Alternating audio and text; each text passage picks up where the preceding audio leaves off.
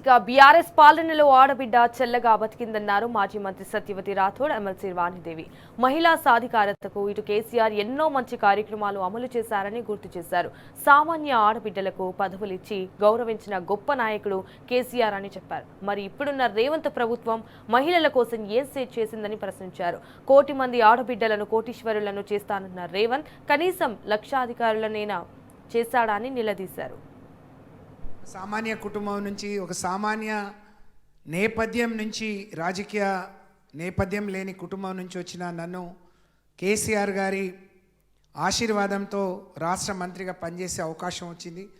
ఆయన ఒక ముఖ్యమంత్రిగా కాకుండా ఒక తండ్రి తన బిడ్డలు ఎట్లుండాలని కోరుకుంటారో అంత గొప్పగా ఆలోచించి ఒక తండ్రి మనసున్న నాయకుడు ఈ రాష్ట్రానికి 10 ఏళ్ళు ముఖ్యమంత్రిగా చేస్తే దేశంలో ఈ రాష్ట్రం అగ్రగామిగా నిలబడ్డది. అది మహిళల విషయంలో. మరి ముఖ్యమంత్రి కాదు, ఈ దేశాన్ని లేకపోతే అనేక రాష్ట్రాలని మహిళా నాయకురాలు పాలించినప్పుడు కూడా రాని ఆలోచన కేసీఆర్ గారికి వచ్చింది. అద్భుతమైన కార్యక్రమాలు మహిళల కోసం. ఒక ఆరోగ్య లక్ష్మి తీసుకున్నా, మరి పేదింటి ఆడబిడ్డకు మేనమామగా 1,116,000 కళ్యాణ లక్ష్మికి ఇచ్చిన. ఇక్కడున్న ప్రభుత్వం కూడా మహిళా దినోత్సవాన్ని గొప్పగా జరుపుకొని గొప్పగా మాట్లాడుతూ ఉంది. వాళ్ళకు మాట్లాడటం తప్ప మహిళలకు మేలు చేయాలనే ఆలోచన లేదు. మనం చూస్తూ ఉన్నాం, అధికారంలోకి వచ్చిన రోజు 2 రోజులకే వాళ్ళ నాయకురాలు బర్త్డే రోజు మహిళలకు ఉచిత బస్సు అని తీసుకొచ్చి ఈ రాష్ట్రంలో 1 కోటి మంది మహిళల్ని కోటీశ్వరులను చేస్తామని చెప్పిను. మనం అడుగుదాం ఇక్కడి నుంచి, ఈ రాష్ట్రంలో 1 కోటి మంది ఒక్కరన్నా కోటీశ్వరులు అయినరా? అసలు లక్షాధికారులు అయినరా రేవంత్ రెడ్డి గారు? అక్కడ ఉన్న మహిళా నాయకులను అడుగుదాం. మేము అడగక ముందే పక్కనుండే మీరు అడగండి. రేపు మీకు ఊళ్ళలో వస్తే తప్పకుండా అందరు ప్రశ్నిస్తారు. ఎంతమందిని కోటీశ్వరులు చేసిండ్రు? అసలు లక్షాధికారులన్నా ఒకళ్ళిద్దరు అయినరా? కాంగ్రెస్ పార్టీ ఏమనుకుంటుందే, వాళ్ళ నాయకులు లక్షాధికారులు కోటీశ్వరులు అయితే మహిళలందరూ అయినట్టు సంబరపడతా ఉన్నారు. అది కాదు.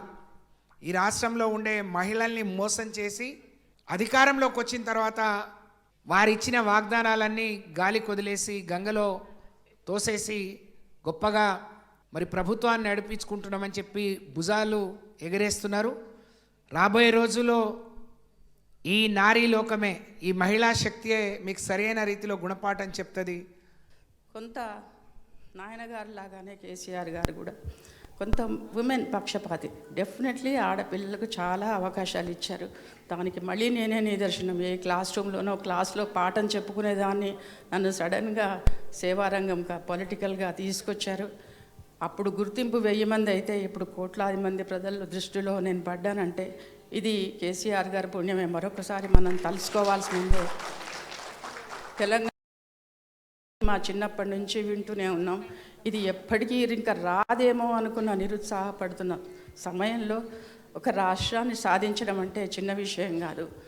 రాష్ట్రాన్ని సాధించి అనేక పథకాలు గవర్నమెంట్లో అనేక కళ్యాణ లక్ష్మి ఒకటే మేమే ఎన్నో చెక్కులు మేము చెప్పుకోవచ్చు. ఎన్నో చెక్కులు మేము పంచాం.